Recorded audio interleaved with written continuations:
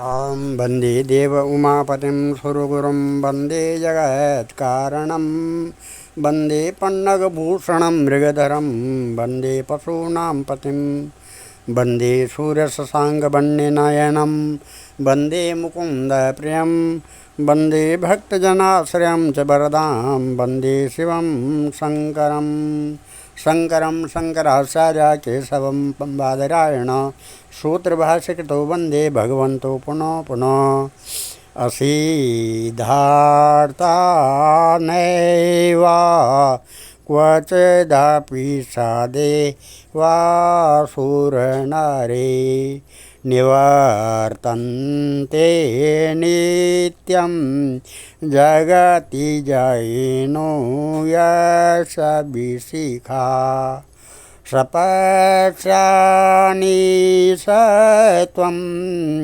इतरसुरसा धारणमभूत् स्मरस्मर्ता व्यात्मानां वासिषोपथ्यापरिभव।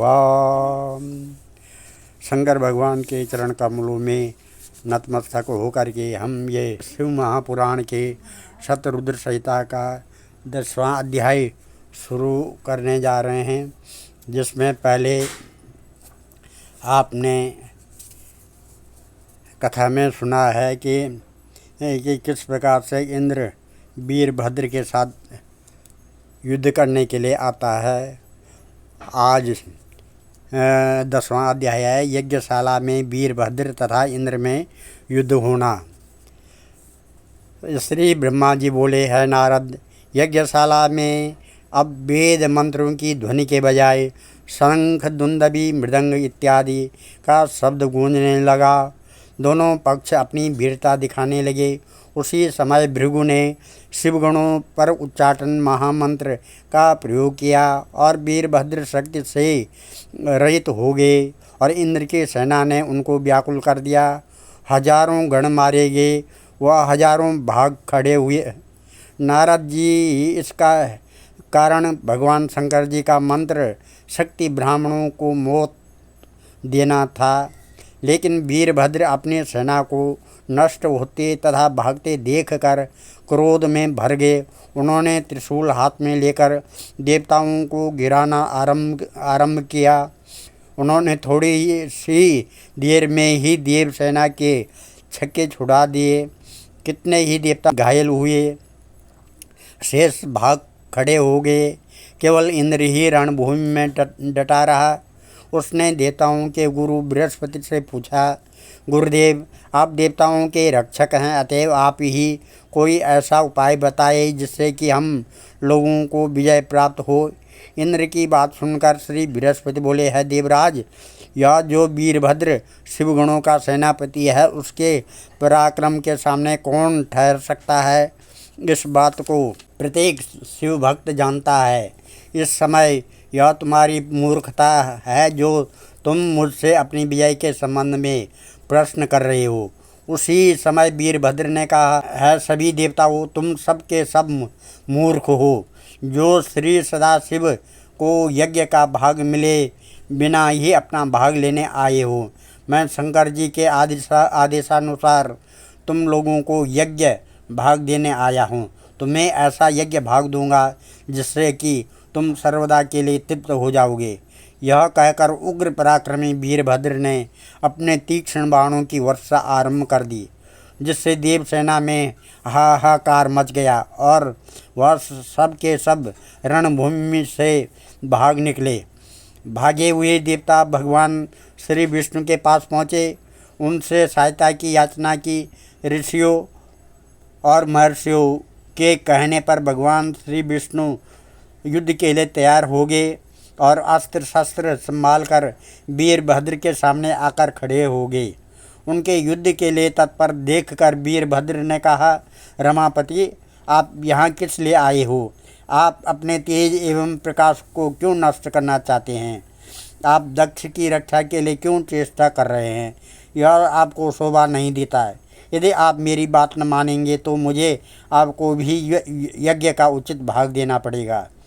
भगवान श्री विष्णु बोले, है वीरभद्र, तुम शिव गण हो और भगवान श्री सदाशिव के तेज से उत्पन्न हुए हो। मैं इस समय दक्ष प्रजापति की सहायता के लिए आया हूँ। इसका कारण यह है कि दक्ष मेरा भक्त है, उसने मेरी बड़ी सेवा की है। भक्तों के अधीन रहने के कारण मैं यहाँ आया हूँ।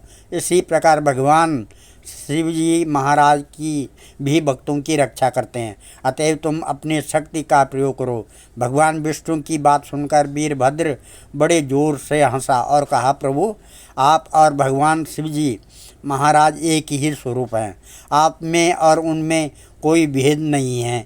उनकी इच्छा से ही मैं यहाँ आया हूँ। अब आप ही बतलाइए कि मेरा क्या कर्तव्य है। वीरभद्र की बातें सुनकर भगवान विष्णु ने कहा, वीरभद्र, तुम भगवान शिव जी महाराज की आज्ञा का पालन करो और मेरे साथ युद्ध करो। इस युद्ध में तुम्हारी विजय होगी और मैं आहत होकर विष्णुलोक को चला जाऊंगा और तुम विजय को प्राप्त करोगे। और इसके पश्चात महापराक्रमी वीरभद्र और भगवान श्री विष्णु के बीच भयानक युद्ध होने लगा। इस भयंकर युद्ध से चारों ओर हाहाकार मच गया। जो देवता रणभूमि छोड़कर भाग गए थे वह भी लौट कर आए। इंद्र भी वापस आ गया और भगवान श्री विष्णु की सहायता करने लगा।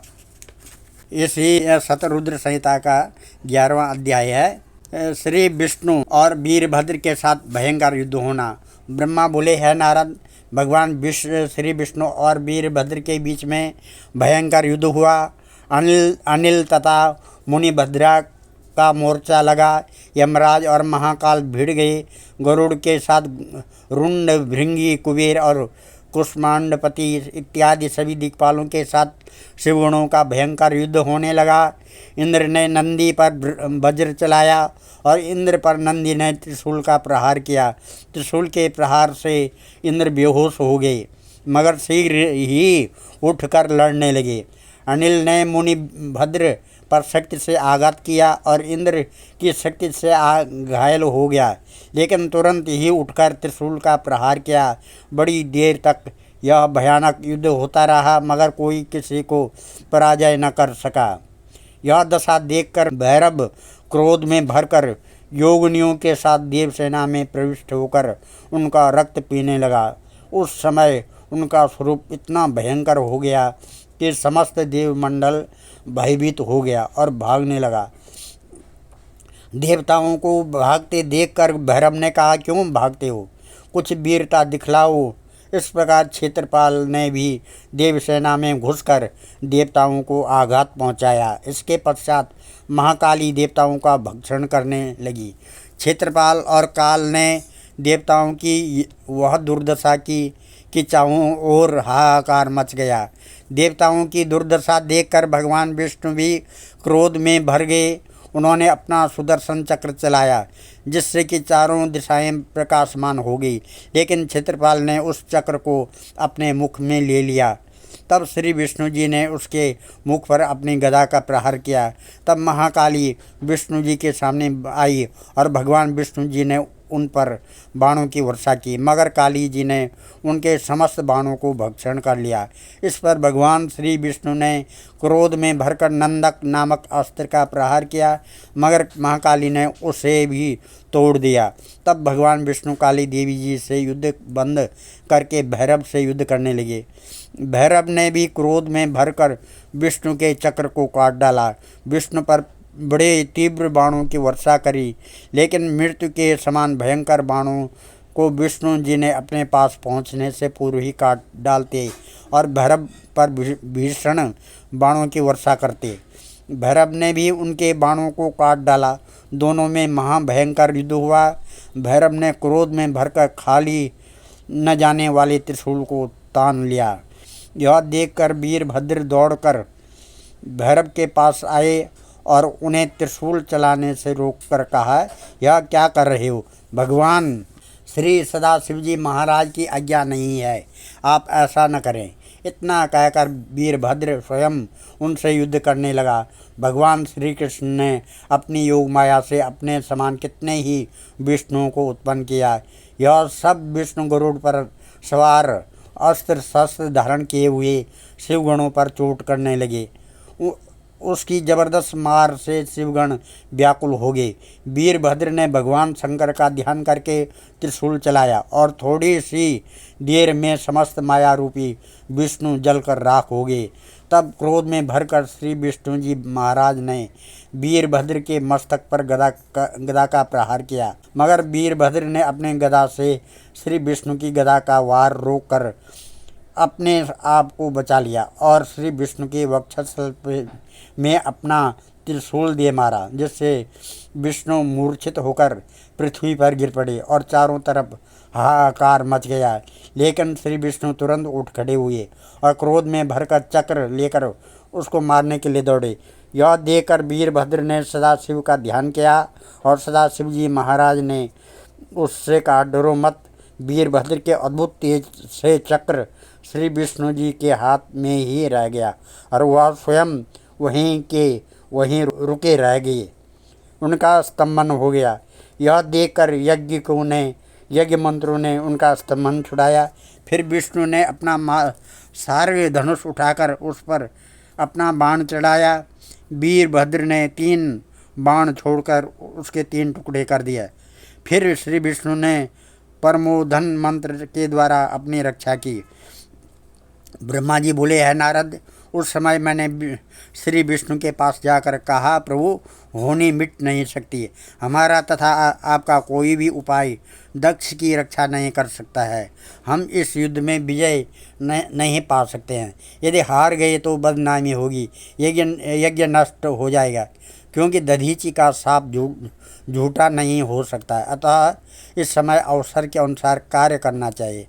जब सदाशिव जी महाराज का क्रोध शांत हो जाएगा तब सब कुछ ठीक हो जाएगा, क्योंकि आपको तथा आपकी लीला का कोई पार नहीं पा सकता है। मेरी बात सुनकर श्री विष्णु जी अंतर्ध्यान होकर अपने लोक को चले गए। हम वंदे देव उमापतिम सुरगुरुम वंदे जगत कारणम वंदे पन्नगभूषणम मृगधरम वंदे पशूनां पतिम वंदे सूर्यशशांकवन्यनयनम वंदे मुकुंद प्रियम वंदे भक्तजनाश्रयं च वरदां वंदे शिवं शंकरम्। मयि पादाघातात् व्रजति सहसा संशयपदं पदं विष्णु भ्राम्याद्भुजपरि गरुग्रहगणं मुहूर्ध्योद्योस्तं या निवृत्तजटाटादिटतटा जगद्रक्षायै त्वं नटसि ननु वामेव विभूता। अथ कालभैरवाष्टकम्। देवराज सेव्यमान पावनान्द्रिपङ्कजं व्यालयज्ञसूत्रबिन्दुशेखरं कृपाकरं नारदादियोगवृन्दवन्दितं दिगम्बरं काशिकापुरादिनाथ कालभैरवं भजे। भानुकोटिभास्वरं भवाब्धितारकं परं नीलकण्ठमेक्षतार्थदायकं त्रिलोचनं काल अम्बुजाक्ष अक्षशूल अक्षरं काशिकापुरादिनाथ कालभैरवं भजे। शूलटङ्कपाशदण्डपाणिमादि कारणं श्यामकायमादिदेव अक्षरं निरामयं भीमविक्रमं प्रभुं विचित्रताण्डवप्रियं काशिकापुरादिनाथ कालभैरवं भजे। भुक्तिमुक्तिदायकं प्रशस्तचारुविग्रहं भक्तवत्सलं स्थितं समस्तलोकविग्रहं विनिक्वणन्दनोज्ञ हेमकिङ्कणीलसत्कटिं काशिकापुरादिनाथ कालभैरवं भजे। धर्मसेतुपालकं त्वधर्ममार्गनाशकं कर्मपाशमोचकं सुशर्मदायकं विभुं स्वर्णवर्णशेषपाशशोभिताङ्गमण्डलं काशिकापुरादिनाथ कालभैरवं भजे। रत्नपादुका प्रभाविरामपादयुग्मकं नित्यमद्वितीयम् इष्टदैवतं निरञ्जनं मृत्युदर्पणासनं करालदृष्टमोक्षणं काशिकापुरादिनाथ कालभैरवं भजे। अट्टहास भिन्न पद्म जाण्डकोश संततिं दृष्टिपात नष्ट पाप जाल उग्र शासनम् अष्टसिद्धिदायकं कपालमालिकंदरं काशिकापुरादिनाथ कालभैरवं भजे। भूतसंगनायकं विशालकीर्तिदायकं काशीवासलोकपुण्यपापशोधकं विभुं नीतिमार्गकोविदं पुरातनं जगत्पतिं काशिकापुरादिनाथ कालभैरवं भजे। कालभैरवाष्टकं पठन्ति ये मनोहरं ज्ञानमुक्तिसाधनं विचित्रपुण्यवर्धनं शोकमोहदैत्यलोभकोपतापनाशनं प्रयान्ति कालभैरवान्द्रि सन्निधिं नरा ध्रुवम्। ओम श्रीमद्शंकराचार्य विरचितं कालभैरवाष्टकं शंकरार्पणमस्तु। ओम नमः शिवाय नमः। ओम नमः शिवाय ओम नमः शिवाय। सर्वे भवन्तु सुखिनः, सर्वे सन्तु निरामया, सर्वे भद्राणि पश्यन्तु, मा कश्चित् दुःखभाग् भवेत्। धन्यवाद।